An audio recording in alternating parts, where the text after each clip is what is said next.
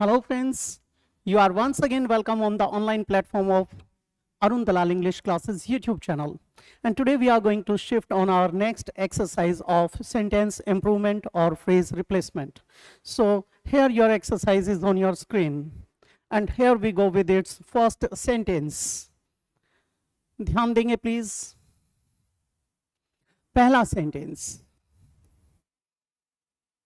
Well बेटे, what were the examples that the writer gave to prove his point? अब बेटे gave to proved, to के साथ verb का फर्स्ट फॉर्म लगाया जाता है. अब यहां पर to proved तो हो नहीं सकता, इसका मतलब हमारा no substitution तो चला गया यहां पर. अब दूसरी बात, the writer, राइटर हमारा सिंगुलर सब्जेक्ट है तो सिंगुलर वर्ब आएगा. अब यहां पर तो गिव लिखा है, ये गलत हो गया. गिवन वर्ब का थर्ड फॉर्म है, थर्ड फॉर्म अकेला नहीं आएगा, हैज होना चाहिए था, वो नहीं दे रखा. पैसिव होता तो फिर बी का रूप होना चाहिए था, कुछ भी नहीं आया, तो हमारा क्या आ जाएगा? D option, give to prove his point. If you are not able to go out, बेटे यहां पर हमारा क्या लिखा गया है? कंडीशनल क्लोज में present tense. Present indefinite tense जब आता है तो आगे शैल विल के साथ वर्ब की फर्स्ट फॉर्म लगाई जाती है. मुख्य रूप से तो ये चलता है, किन्हीं कारणों से कई बार इंपेरेटिव सेंटेंस भी यूज कर दिया जाता है.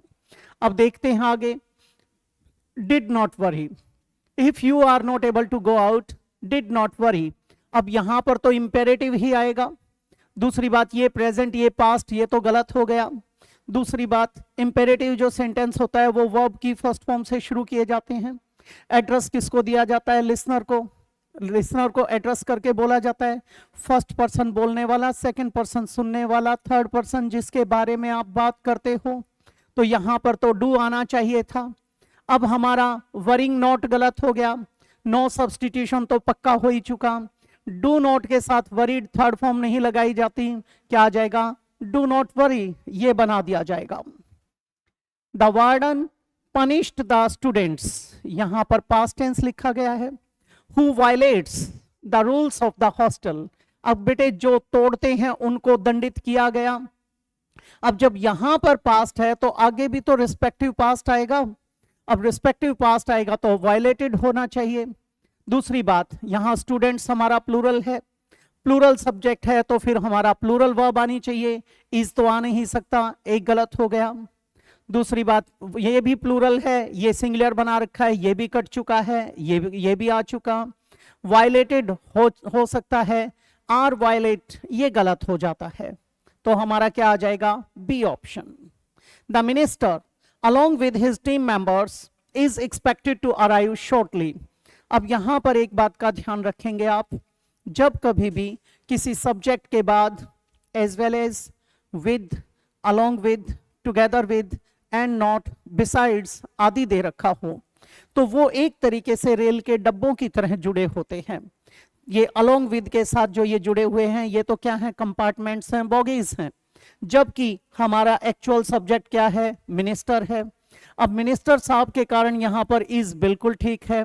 इज एक्सपेक्टेड इज के साथ वर्ब की थर्ड फॉर्म ये भी बिल्कुल ठीक है. तो अब हम इसको देखते हैं.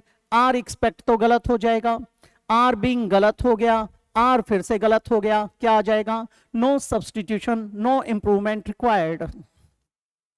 मैनी आर्टिशंस वर, बेटे मैनी आर्टिशंस वर यहां तक पूरी तरह ठीक है. Almost without any work during the pandemic. Pandemic बेटा ये पेंडेमिक क्या होता है? पेन शब्द, पेन शब्द एक तो होता है आपका जब फ्राइंग पैन के रूप में इस्तेमाल करते हैं, वहां इसका मीनिंग होता है तश्तरी या कढ़ाई. दूसरी बात, पेन का प्रयोग किया जाता है सर्व या सर्वत्र वाली सेंस में, जैसे पैंथीज्म सर्वेश्वरवाद. तो ये पेन क्या था? सबके लिए. अब यहां पेंडेमिक आया तो विश्वव्यापी जो बीमारी होती है जो सब जगह पर है उसके लिए यूज किया जाता है. अब हमारा मुद्दा है यहां पर many artisans were almost without any work. बेटे एज इट इज ठीक हो सकता है. एनी विदाउट ऑलमोस्ट, विदाउट और ऑलमोस्ट एनी वर्क, ये वर्क गलत हो जाएगा. विदाउट एनी ऑलमोस्ट वर्क गलत हो जाएगा. ऑलमोस्ट एनी विदाउट बिल्कुल गलत, इसमें भी no substitution required. Raj gave very less information to Ram about the progress of the work. बेटे इंफॉर्मेशन, इंफॉर्मेशन एक अनकाउंटेबल नाउन होता है। अगर इसको प्लूरल में लिखना है तो इसके साथ फ्रेज इंट्रोड्यूस कराते हैं, जैसे a piece of information, two pieces of information. दूसरी बात, लेस, जो लेस आया, ठीक है, लेस से पहले उन्होंने क्या लगाया है, वेरी भी लगाया। अब इसे समझने की जरूरत है। लिटिल, लेस, लीस्ट ये होता है। लेस एक कंपैरेटिव डिग्री है लिटिल का। अब बेटे यहां पर लेस इंफॉर्मेशन गलत हो जाएगा। अब गेव वेरी लिटिल इंफॉर्मेशन हो सकता है, नो सब्सटीट्यूशन तो एलिमिनेट हो चुका। गेव वेरी लेस ये भी बिल्कुल गलत हो गया, इंफॉर्मेशन लिखा हुआ है। गेव वेरी लेस इंफॉर्मेशन, ये गिव लिखा हुआ है, जबकि राज हमारा सिंगुलर सब्जेक्ट है, गिव्स होता तो सोचते, ये भी गलत हो गया। क्या आ जाएगा, गिव वेरी लिटिल इंफॉर्मेशन, ये बन जाएगा। Japan has made important and original contributions inside some fields like photography and electronics। बेटे inside का प्रयोग नहीं किया जाएगा, in होता हम सोच सकते थे। अब हमारा no improvement तो खत्म हो गया। on some field, field हमारा काउंटेबल नाउन है, प्लूरल में लिखना चाहिए, ये गलत हो जाएगा। on भी गलत, for some गलत हो जाएगा। क्या आ जाएगा, in some fields। A need of an hour, बेटा जो ये अ होता है, ए का प्रयोग करते हैं, इंडेफिनेट आर्टिकल के रूप में किया जाता है।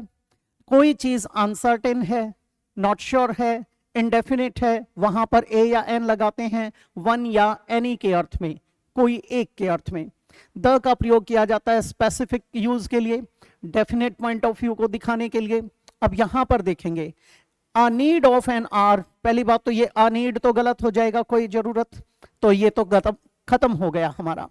दूसरी बात, the need of an hour, अब बेटे किसी भी एक घंटे की जरूरत, ये कोई एक घंटा, ये भी गलत हो जाएगा, पर्टिकुलर होना चाहिए, यानी समय की मांग है, उस समय की मांग के लिए हमारे पास जो फ्रेज होता है वहां दोनों जगह पे द का प्रयोग करना लाजमी होता है।